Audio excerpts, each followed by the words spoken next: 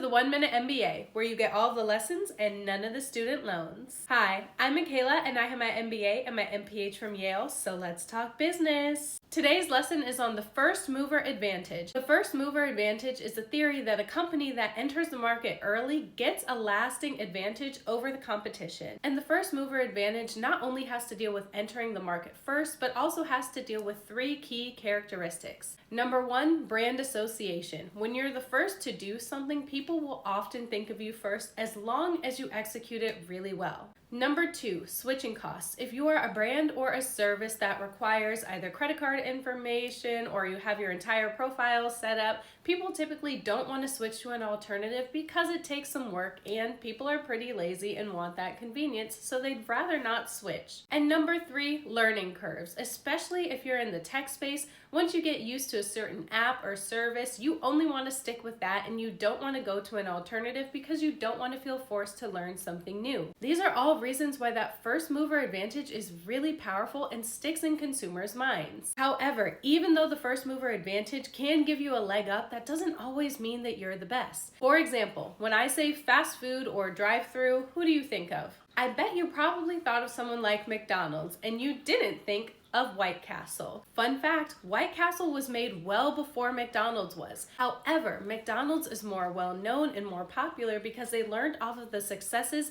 and the mistakes that White Castle made. So remember, the first mover advantage can be really helpful, but if you don't execute it well enough, you might lose out in the long run. This is your 1 Minute MBA. Real business lessons, zero tuition required.